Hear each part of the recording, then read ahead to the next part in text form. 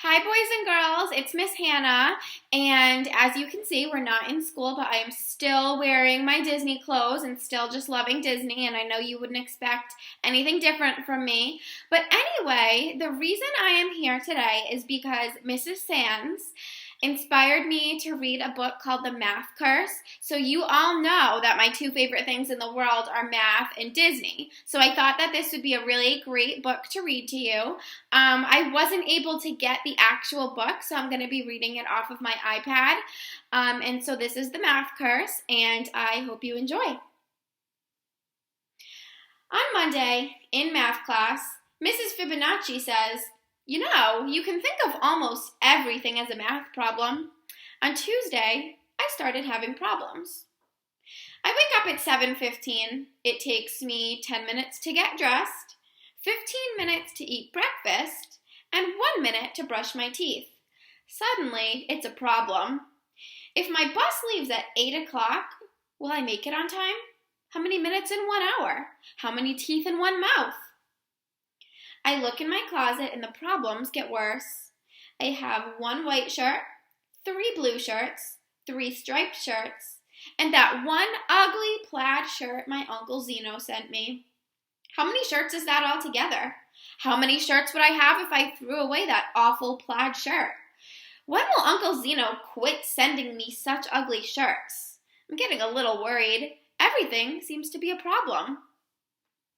I take the milk out for my cereal and wonder, how many quarts in a gallon? How many pints in a quart? How many inches in a foot? How many feet in a yard? How many yards in a neighborhood? How many inches in a pint? How many feet in my shoes? I don't even bother to take out the cereal. I don't want to know how many flakes are in a bowl. Mrs. Fibonacci has obviously put a math curse on me. Everything I look at or think about has become a math problem. I try to get on the bus without thinking about anything, but there are 5 kids already on the bus. 5 kids get on at my stop, 5 more get on at the next stop, and 5 more get on at the last stop. Mrs. Fibonacci has this chart of what month everybody's birthday is in, which month has the most birthdays, which month has the least birthdays. Why doesn't February have a W in it? Don't you think the chart looks kind of like a row of buildings? Do you ever look at clouds and think they look like something else? The whole morning is just one problem after another. There are 24 kids in my class, and I just know someone is going to bring in cupcakes to share. We sit in 4 rows with 6 desks in each row. What if Mrs. Fibonacci rearranges the desks to make 6 rows, 8 rows, 3 rows, 2 rows? I count the 24 kids in our class again, this time by 2s. Jake scratches his paper with 1 finger. How many fingers are in our class? Casey pulls Eric's ear. How many ears are in our class? The new girl, Kelly, sticks her tongue out at me. How many tongues are in our class? I'm really about to lose it when, luckily, the lunch bell rings.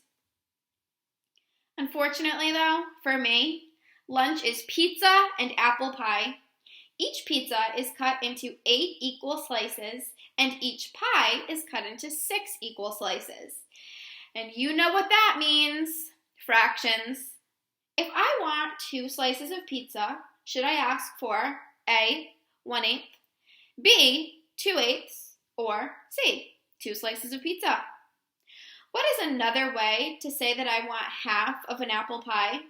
A, 2/6, B, 3/6, or C, half of an apple pie? We haven't even studied fractions yet, so I take 12 carrot sticks, 3 at a time, and I eat 2 at a time.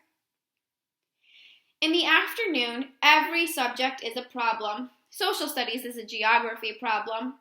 The Mississippi River is about 4,000 kilometers long. An M&M is about 1 centimeter long. There are 100 centimeters in a meter and 1,000 meters in a kilometer. Estimate how many M&Ms it would take to measure the length of the Mississippi River. Estimate how many M&Ms you would eat if you had to measure the Mississippi River using M&Ms. Bonus, can you spell Mississippi without any M's? English is a word problem. If mail plus box equals mailbox, does lipstick minus stick equal lip?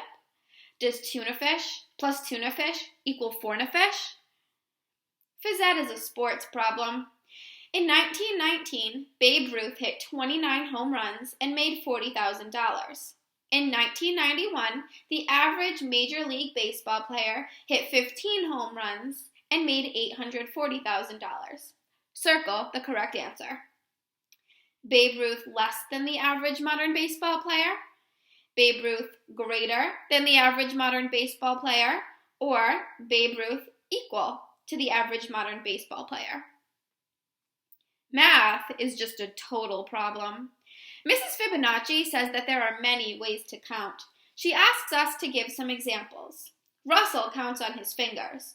1, 2, 3, 4, 5, 6, 7, 8, 9, 10. Molly says 2, 4, 6, 8, 10.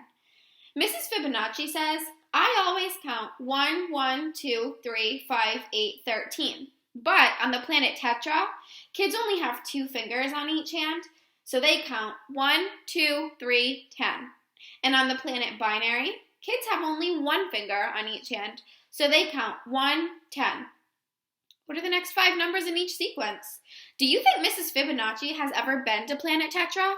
How would you bowl if you lived on planet Binary? We're just about to go home when Rebecca remembers the special birthday cupcakes her mom made. There are 24 kids in the class. Rebecca has 24 cupcakes. So, what's the problem? Rebecca wants Mrs. Fibonacci to have a cupcake too. Everyone is going crazy trying to figure out what fraction of a cupcake each person will get. I'm the first to figure out the answer. I raise my hand and tell Mrs. Fibonacci that I'm allergic to cupcakes. Everyone believes me and gets 1 cupcake, and no one has to figure out fractions. I stagger out of school. I'm a math zombie now. I have to find something to break this math curse. I decide that I'm going to try chocolate. My favorite candy bar is usually 50 cents, but guess what? Today it's on sale for 50% off. Negative b plus or minus the square root of b squared minus 4ac divided by 2a, where a equals the number of letters in your name, b equals your age, and c equals your shoe size. I decide to buy licorice instead. I pull out my money. I have a $5 bill, a $1 bill, a quarter, and a penny. George Washington is on both the quarter and the $1 bill. Abraham Lincoln is on both the penny and the $5 bill. So, which is true? A. 1 Washington equals 25 Lincolns. B. 5 Washingtons equal 1 Lincoln. C. 1 Washington equals 100 Lincolns. Or D. 1 Lincoln equals 20 Washingtons. Don't forget to show your work. Extra credit. How do you think Thomas Jefferson feels about all of this? I am now a raving math lunatic. What if this keeps me up for a whole year? How many minutes of math madness would that be? What's your problem? Says my sister. 365 days times 24 hours times 60 minutes, I snarl. Dinner brings no relief. While passing the mashed potatoes, Mom says, "What your father says is false." Dad helps himself to some potatoes and says, "What your mother says is true." I think about this for a minute. If what Mom says is true, then what Dad says is false. But if what Dad says is false, then what Mom says isn't true. And if what Mom says isn't true, then what Dad says isn't false. But that can't be true because he says that what Mom says is true and she says that what he says is false. Can that be true? I think about that. Then I think about it some more. Then I think I'd better go to bed. I undo 8 buttons plus 2 shoelaces. I subtract 2 shoes. I multiply times 2 socks and divide by 3 pillows to get 5 sheep with a remainder of 1, which is all I need to count before I fall asleep. Then the problems really begin. I dream that I'm trapped in a room with no windows and no doors. The room is covered with a lifetime of problems, and I have only one piece of chalk. How do I get out? I'm about to give up when the answer to my problems comes to me. Fractions. I break the chalk in half. Then I put the two halves together. 1/2 plus 1/2 equals 1 whole. I put the hole on the wall and jump out. I'm finally free. I wake up Wednesday morning at 7:15. It takes me 10 minutes to get dressed, 15 minutes to eat my breakfast, and 1 minute to brush my teeth. My bus leaves at 8 o'clock. What time will I be ready? 7:41? No problem. I've finally broken the math curse. Now I can solve any problem. And life is just great until science class, when Mr. Newton says, you know, you can think of almost anything as a science experiment. So that is the math curse, and I hope you enjoyed reading it, and I think that my brain kind of hurts a little bit after hearing all that math, and I hope that you thought it was funny. Even if your brain is hurting a little bit, that's okay. I miss all of you, and I can't wait to read to you again soon. Bye!